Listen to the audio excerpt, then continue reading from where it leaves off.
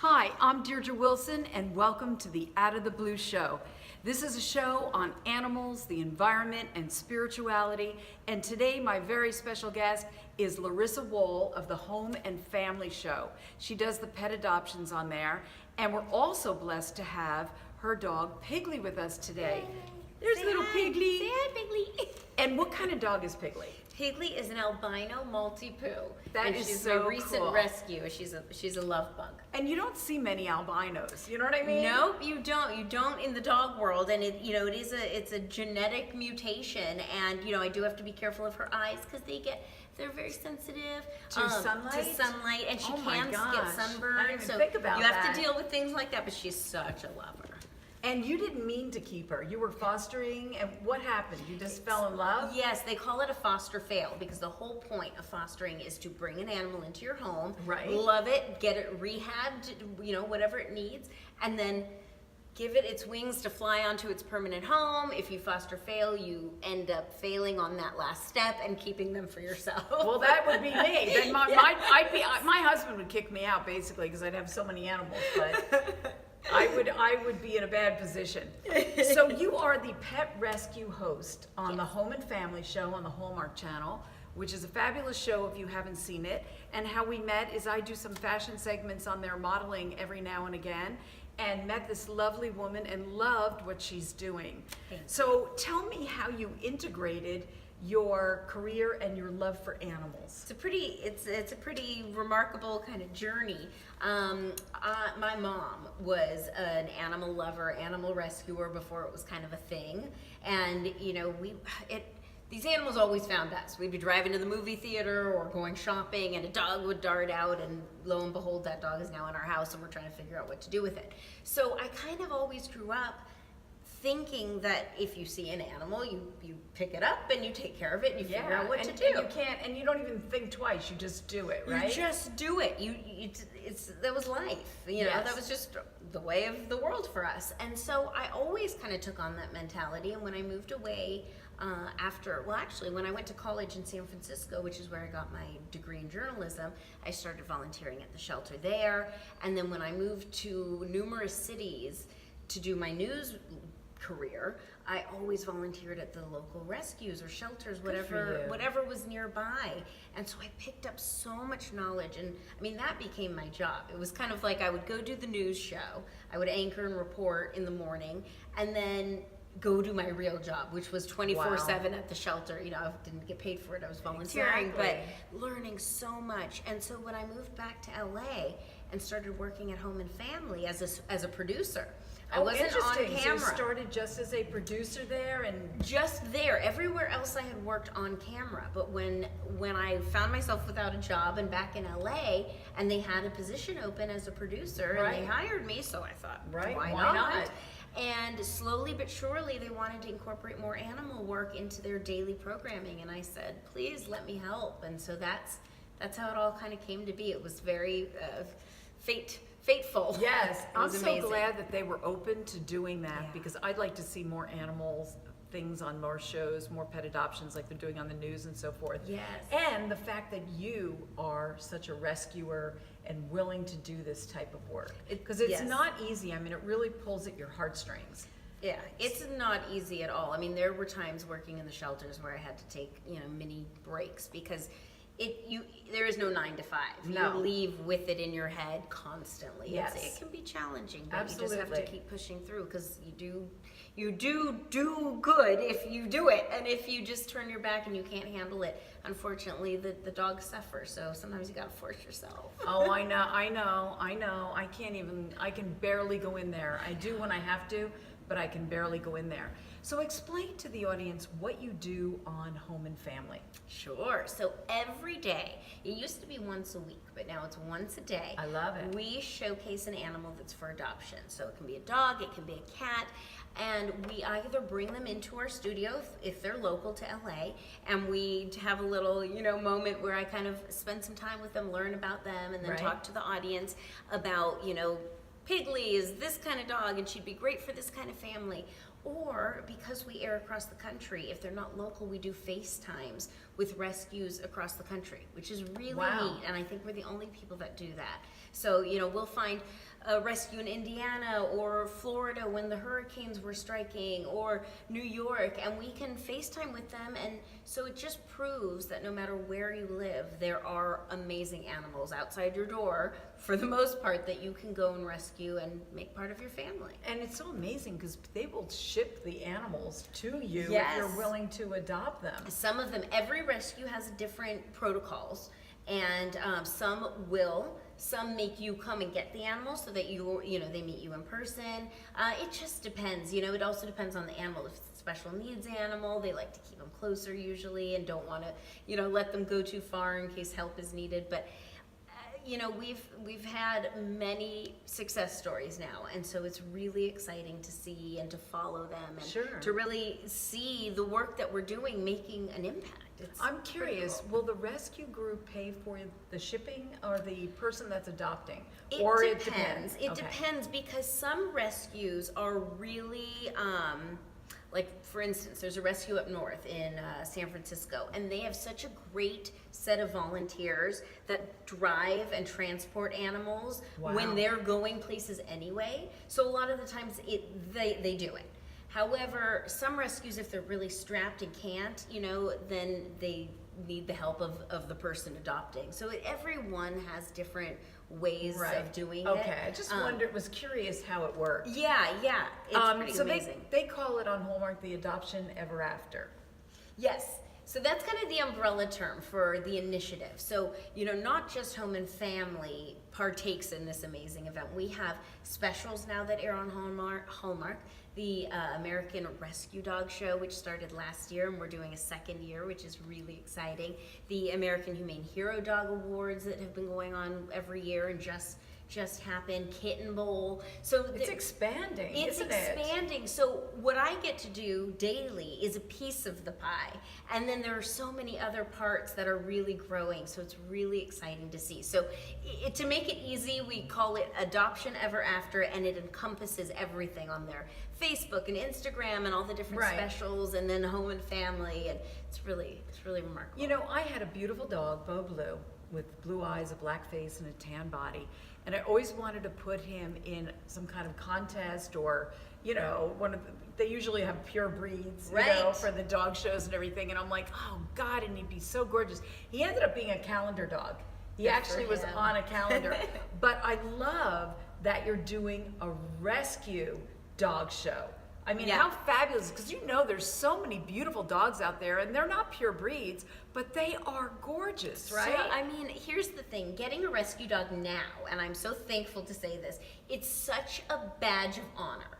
When you walk down the street and you're talking to someone, or what kind of dog? Oh, he's a rescue. Like, people wear it with pride. Yes. And so just expanding on that idea came along this show, which is, a take on the rescue dog, regular, dog shows where it's all about pedigree and, the breeding, And the you lineage. wonder, do they really care about this animal, or are they just making money off it, Right, and you get these people that are so serious. They are. And this was such a fun way to say, forget all that. Heck Let's with bring that, in yeah. the funniest dogs, the wiggle butts, the And celebrate snowbirds, them. and celebrate all Aw. the quirks that we love so much. And it did so well, and I just hope that it goes on forever. And we're gonna go into our second year soon, so it's so cool. So when does that take place, hon? So we film it in January, and I don't know the exact air dates yet, but it's going to be, I believe, sometime in February. And this year we're doing 2 nights. When do people have to get their dogs in with their photos and so forth to Good apply? question. The applications, I know they extended it because it was actually this past month.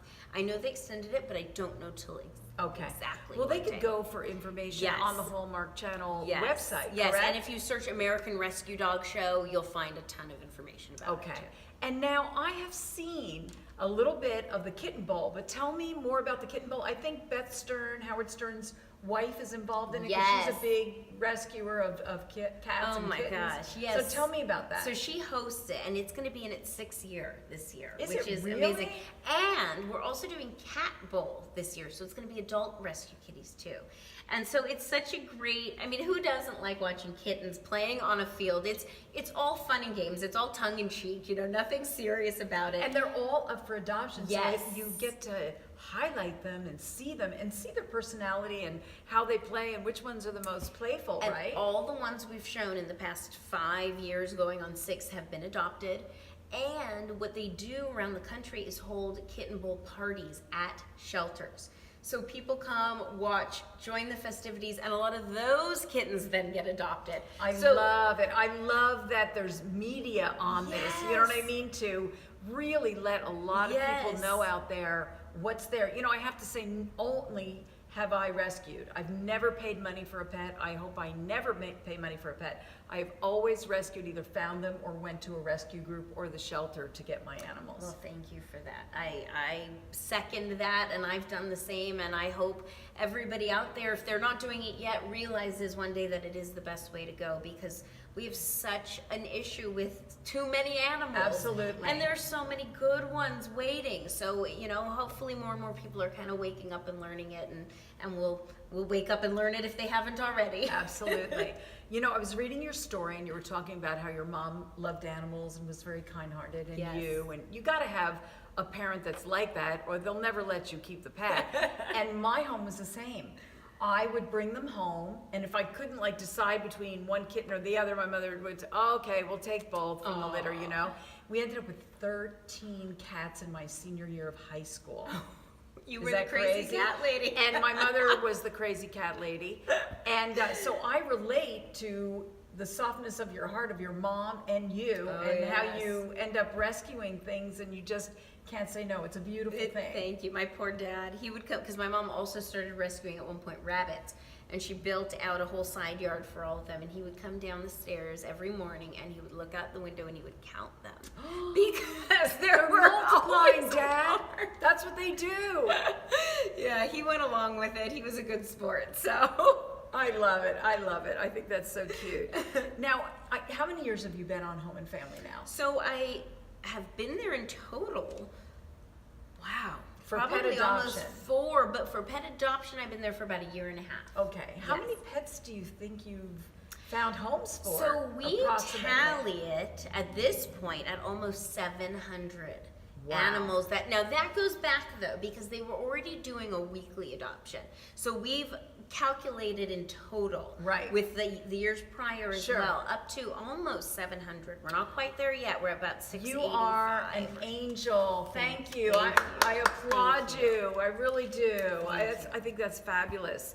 You have some interesting interviews and stories yourself on your segment, and I saw that you were interviewing Kathy Bissell, and I see those commercials on TV. Tell me her story. First of all, and if you were there that day listening to me, I can't say enough about Kathy. She is such a wonderful human being, and someone who could not be nice, if you know what I mean. Like, she does really well, she's got her great family, she runs a company, like.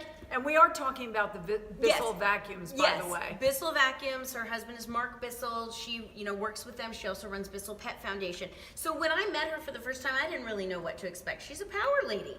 She is the nicest power lady I have ever met. She is love that. generous. I love to see people with money and in power that can help the planet. She is, you meet her and you can't not feel the warmth from her. She loves animals so much. She has her own rescue animals. She started Bissell Pet Foundation, which has partnered with, I think she said the other day, 3,800 shelters across the country, where she helps them with grants and empty the shelter events, where she sponsors all the adoption fees for a day. Wow, she's really working it, isn't she? And she gets down and dirty. She loves, her favorite part is going to the shelters, literally putting on those jeans or those nasty shoes that, sit in the back of the closet Cleaning that up. she trashes after, and getting on her hands and knees and cleaning and playing with the animals and bringing them, up to the northern states if they're down in the south, and going through anything, she's just hands on the ground, boots on the ground. What a amazing perfect woman. marriage, right? Vacuum cleaner with all the pet hair. Yes. And an animal lover. Well, I mean, hello. She's a germaphobe, so it's so funny. Oh, is she really? She is a very clean person. I love it. And so it really is such a perfect marriage, because she loves animals and wants to make sure that anybody, even if they're as anal when it comes to being clean as her, has a solution to keep their animal happy in their home. And I'm glad she puts herself in the commercials so people can visibly see her and see that she really cares, Yes, and that she connection does. with her vacuums. Also, what was so interesting, that one of the stories you talked about was the cat cafe. I love this idea Cool. versus shelters. Tell the audience about that. Yes, and it's funny because I was listening to your past video the other day, and you talked a lot about how shelters can be intimidating places. Depressing, intimidating. Some of them are on the up and up, but there are so many because they're municipal, buildings. Yeah, there's no money. There's no money. There's very little resources. The people are worked and stretched so thin. They're not always the nicest. It's just a domino effect of not good stuff.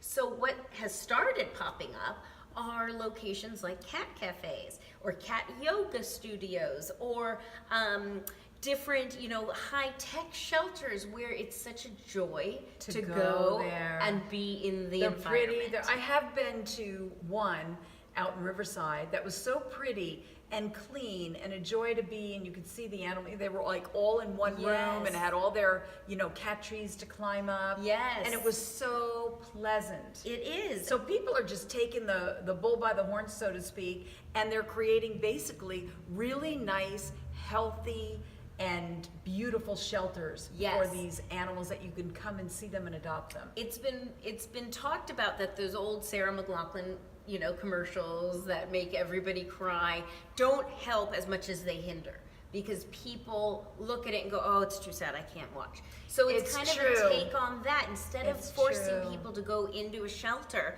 and then maybe walk out feeling defeated and it's just a problem I can't do anything about, they bring the shelter to you, and it's happy and it's fun, and you're seeing these animals outside of their kennels and they're just being animals. And not anything against Sarah McLachlan, because I'm glad Oh, that I she love stands her. up for animals.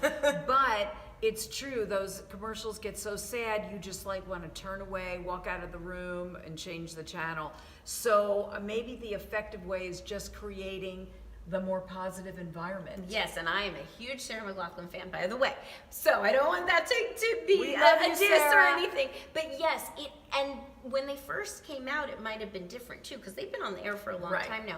But now it's been noted that instead of helping as much, it's people are turning away because it's too sad of a problem. Yes. So the more we can that. do to make locations, shelters, or even non-shelters into shelter-like places like the cat cafe, the better. I love it. And I never heard of the yoga, the cat yoga. Oh, so they cat have yoga's yoga fun. classes where the cats go in? Yes, adoptable cats. Now, did you see the video I sent you? I think I sent it to you. Yes. About the models going down the runway in Istanbul. And the cat And on a the cat just runway. happened to be, it was a whole new meaning of the catwalk. Yes. Cat's just walking down the runway and then playing with the clothes while they Yes, I models saw go that. by. That was really funny. Very, very cute. Well, listen, I love yoga, and I would love to have a cat yoga session. It's so fun because, again, you're seeing these cats acting as cats. They're not, scared in a cage. So they're wandering around, they're playing with people's hair as they're doing their downward dogs, and there's some toys around. And a lot of them end up getting adopted on the spot because people say, okay, I could see this cat in my world, in my home, That is in so my cool. environment. That is It so is. cool. It's really neat. So I'm glad that people are kind of coming up with creative, out-of-the-box ways to find animals. Let's new talk homes. about the matchmaking of animals. Matchmaking a dog or a cat to the right owner. It's like dating. How do you do it? It's my biggest tip is energy levels. Now there's a lot more that goes into that, but if you can at least find an animal that has a energy level that matches yours pretty well, you're way better than most already. Because that all goes into your lifestyle. I mean, if you're a person like me that works from 7 a.m. to 6 p.m., you get home at the end of a long day, you've battled traffic, I just want to sit down and watch TV for an hour and then kind of regroup. And Piggly, down here sleeping on the couch, Little Piggly, we're disturbing. He's sleeping. I know, He's I'm so sorry, comfortable. is happy to do that with me. If I had a dog that needed to go for a 3-mile hike when I got home, I'd have a problem.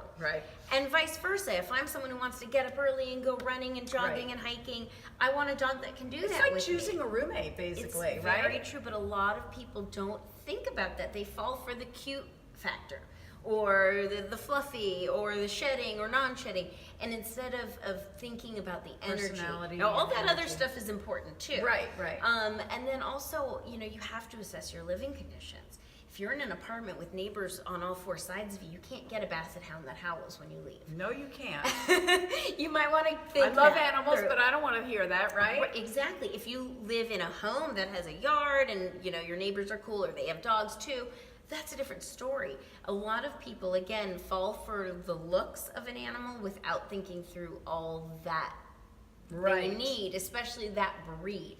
And I always think if you're not home a lot, cats are perfect because cats just don't need as much attention as a dog. And you can leave the food out and the water, and they're good. Some people go away for weekends. I mean, I wouldn't do that, but some people do. I was going to say, there's less maintenance. Yes, if you have a demanding job and you have to take off some weekends, at least with a cat, you can make sure it has what it needs and it's good to go. And a dog, you cannot do that. Yes. So you have to think about those things. And if you have children, you don't want to get a dog that's going to knock them over or bite at their heels or whatever. You've got to get a dog that is not going to mind them. Maybe if he pulls his tail, they're not going to bite them, or if they, are a little rough with him, that the dog is cool. That's something I would absolutely say if you have young kids, because that tends to happen all the time, is to get an animal that's been in a foster home. You want to get an animal that's been tested with a child. That's a great idea. I like that. The foster home first, because then they've kind of tested them out. Yes. Because you don't know when you go to the shelter Right. how they act for 5-10 minutes, half hour is not their real personality. Oftentimes what you see at a shelter is not what you're going to get in a good way. Because you never know, the shelter environment changes an animal. So when you get them home, they usually blossom way more than you see in the shelter. However, it can also be the flip side. Right. Where an animal is really shy in the shelter, and then you get them home and they start getting really comfortable, and maybe they are a little bit more possessive or guard their territory, and if a little kid comes along, it could be a bad situation. So going to a rescue that uses fosters, which most rescues do, but not all, is definitely something I recommend if you have a very important need like that, because that's something you don't want to mess around with. Can I tell you a story? Yes. We have a brindle pit bull mix. That's the kind of striped, looks tiger stripe. And she was wandering in the neighborhood while my husband was jogging, and he found her and brought her home. And we ended up keeping her for a little bit, and then we brought her to the shelter, which I wish we never did, because getting them back out of the shelter is a nightmare. But we thought somebody might own her, and we put signs everywhere. But I was not going to let this dog be put down in the shelter, for sure. I was monitoring, watching. But when I went to visit her at the shelter, she was young. I'm going to say she was maybe a few years old. She was very hyper, high energy, and pit bulls, have a lot of energy and they're strong. She jumped like this high in the cage, like constantly, and I went in the cage with her, and I'm like, oh my God, this dog is crazy. And then they let me take her out and throw the ball for her. So I saw that she really needed to blow off steam. Do you know, she ended up getting the croupy cough, and they were gonna put her down, and I grabbed her in the nick of time and nursed her back to health. That's why I wish I did not ever bring her to the shelter in the first place. However, we were trying to find out if she had a home. But we got her home. She was a whole different dog. So I have to tell you, when you go to the shelters and sometimes they act like that, that's not really who they are. No. They've got high energy. They're stuck in the shelter. They're frustrated. They want to blow off steam and run and go for walks. And it would have been such a disservice for someone to say no to this dog or have this dog put down because she doesn't have a bad bone in her body and she's so much calmer than she was that day. And it happens all the time. I think so. You have to almost put your brain in that position. If you are in a cage for a week, 10 days, a month, you're gonna go stir crazy. You're gonna be jumping up as well and probably barking at people walking but by. I never got that on such a deep level as I did when I personally experienced this dog and then took her home and saw a whole nother dog. So that was really interesting. Thank you. Thank you for getting that out there because it's very true. Well, Larissa, I want to thank you for the course. beautiful work you do for animals because they are so important to me, and they are the healers on the planet. They teach us things and they help us to heal, I believe. And you're doing such good work on Home and Family, and I'm so glad the Home and Family is so caring towards animals, which is fabulous. So you can see Larissa in LA from 7 to 9 a.m. in the morning, Monday through Friday. And she does a fabulous, fabulous rescue segment and interviews some really interesting people. And she's always so wonderfully up and bubbly and positive. This is the real Larissa. Yes. And you can also go to Larissa's website, which is savedbythel.com. You can learn more about what she does, about the rescues, about the interviews, and what she does on the Home and Family Show. So thank you for being here. you. And thank you, little Pigly is sleeping. I don't want to disturb her. She's very tired. Thank you so much for being here today on Out of the Blue. Thank you very much for all that you do. I'm Deirdre Wilson. This is Out of the Blue, from my heart to yours. We'll see you next time.